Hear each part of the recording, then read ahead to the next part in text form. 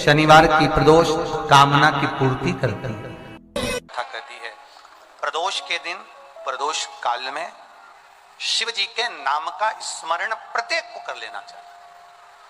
और एक नंदीश्वर शिव महापुराण से एक बात सीख कर जाइएगा। अगर आपको लग रहा है कि दुख समाप्ति नहीं हो रहा है, एक बीमारी से उठे दूसरी बीमारी में लग गए, फिर कोई दुख आ गया, फिर कोई दुख आ गया, फिर कोई तकलीफ आ गई, फिर कोई तकलीफ आ गई, बार बार आपको लग रहा है कि दुख पीछा ही नहीं छोड़ रहा,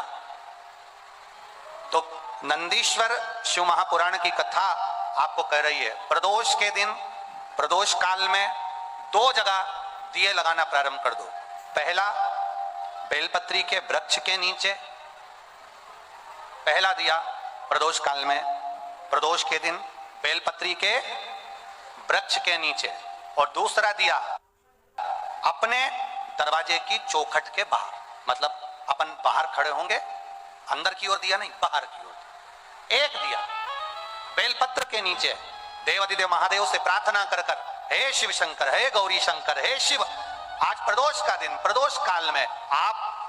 भ्रमण के लिए निकलोगे नंदीश्वर के साथ में, ऐसी कृपा करना, आपके लिए मैंने द्वार सजाया है भोलेनाथ, आपकी दृष्टि मेरी चौखट पर भी कर देना, मेरी जिंदगी संवर जाए, इसलिए 2 दीप स्मरण। हाँ,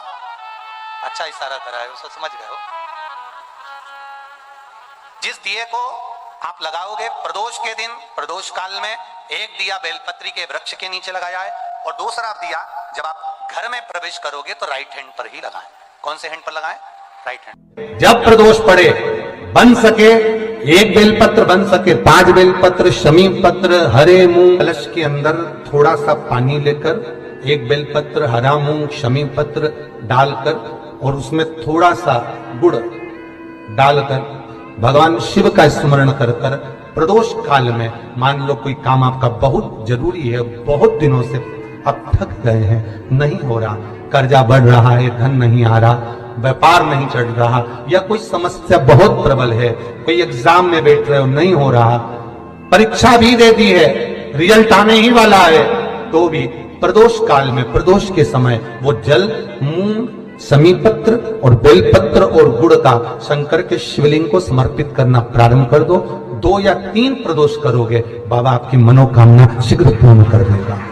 2 या 3 करो। एक बात बहुत अच्छे से समझ लीजिए, जिसके घर में क्लेश होता हो, अशांति रहती हो, क्लेश रहता हो, या छोटी छोटी बात पर विवाद चालू हो जाता हो, या पति पत्नी में, परिवार में, सास बहू आदि कादिक में कहीं ना कहीं कुछ अगर विवाद रहता हो, तो शास्त्र कहता है ऐसा बेलपत्री की डंडी रहती है ना, और ध्यान दीजिएगा महाराज, जैसे ये बेलपत्री की जो डंडी होती है, डंडी का जो भाग होता है बेलपत्री की, ऐसा बेलपत्री की 7 भाग ले लो, मतलब बेलपत्री 7 ले लीजिए। 7 बेलपत्र लेकर कच्चा जो सूत होता है ना, कच्चा सूत जो जानते पेड़ पौधे में माताएं लपेटती हैं, धागा जो होता है सफेद कलर का कच्चा धागा, जो बड़ में, पीपल में और आंवला आदि में लपेटा जाता है, कच्चा सूत, उसको शंकर भगवान और माता पार्वती का स्मरण कर कर नंदी के, जो नंदी होता है, नंदी के राइट भाग में, नंदी का एक पांव ऊंचा होता है, आपने देखा होगा आगे का पांव ऊंचा होता है, बैठते समय नंदी का एक पांव ऊंचा, एक पांव नीचे की ओर जाता है, तो नंदी का जहां पांव ऊंचा है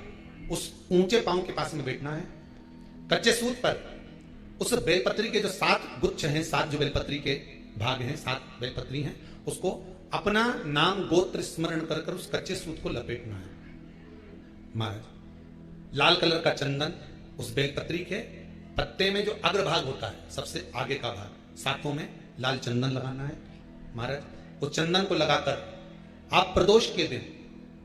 प्रदोष काल में शंकर भगवानों को समर्पित अगर करते हैं, तो जिस घर का गोत्र बोला है उस घर में कभी क्लेश नहीं हो सकता, उस शांति का अनुभव, उसमें क्लेश नहीं हो सकता। एक धागा होता है पक्का धागा, एक धागा होता है कच्चा धागा, बहुत ध्यान दीजिएगा महाराज, पक्के धागे से नहीं लपेटना सफेद, कच्चा जो धागा पीपल में, बड़ में या आंवला आदि में जो हम लोग लपेटते हैं पूजन करते समय, वो कच्चा धागा। एक शमी पत्र, 5 बेलपत्र, तांबे के लोटे में जल में डाल लीजिए, 7 दाने अक्षत के आखे अक्षत के डाल लीजिए। और प्रदोष काल में, प्रदोष काल जो शाम का समय होता है, प्रदोष काल में भगवान शंकर के मंदिर जाकर पांव में चप्पल पहनकर ना जाइए, घर में घी का दिया लगाकर कलश लेकर शिव के मंदिर में चले जाइए। शिव मंदिर में दिया नहीं लगाना है, आपको केवल घर में दिया लगाकर जाना है। और शंकर जी के मंदिर में वो ऐसा कैसा ही पानी पूरा उंडेल कर डालकर शिवलिंग पर आ जाइए, झोली पसार कर प्रणाम करिए, शंकर की देहली पर 2 मिनट बैठकर ओम नमः शिवाय का स्मरण करिए। कुछ देर शिव के मंदिर में प्रदोष काल में, प्रदोष के समय पर, प्रदोष के दिन बैठकर शिव नाम का जाप करें, जल का पात्र वापस धोने ले आए और बड़े प्रेम से अगले महीने फिर प्रदोष के दिन, फिर प्रदोष काल में शिव के द्वारे जाना, फिर विनती करें, कहीं मत जाना, केवल शंकर के शरण में जाना, उससे कहना, उससे निवेदन करना। मुझे विश्वास है मेरे शंभु पर, स्कंद पुराण कहती है, शिव महापुराण कहती है, अगर आपने 2 या 3 या 4 प्रदोष ही कर लिए तो मेरा महाकाल बाबा आपकी झोली को भर ही देगा। खुशी 2, 3, 4 10 बहुत। शनि प्रदोष जीवन को सुख देने वाली, संतान समृद्धि वैभव देने वाली। निवेदन है आपसे, सूर्य अस्त का समय हो, प्रदोष का समय, प्रदोष काल शाम के समय पर कटोरी में सरसों का तेल ले लीजिए, शंकर के शिवलिंग पर किसी मंदिर में जाकर सरसों का तेल शिव पर चढ़ाएं। तेल चढ़ते समय शंकर के शिवलिंग पर त्रिपुंड बना दें। ये एक उंगली, टीटी उंगली के पास वाली उंगली शंकर के शिवलिंग पर टच कर कर रखे और अपनी मनोकामना पूर्ण कहें, बाबा विश्वनाथ पूरा करता है। भगवान शंकर के द्वार पर स्वयं शनि महाराज आज मिलने के लिए, और जितने ग्रह नष्ट देने वाले हैं, कारक ग्रह हों, बेकार वृत्ति वाले हों, वो सब आज शनि सबके दोष मिटा देता है। शंकर भगवान के मंदिर में आज शनि प्रदोष के दिन, मंदिर में नहीं तो घर में अगर शंकर का शिवलिंग है तो एक दिया अवश्य लगाओ, शनि महाराज जीवन का सुख प्रदान करेंगे, आनंद। शनि प्रदोष,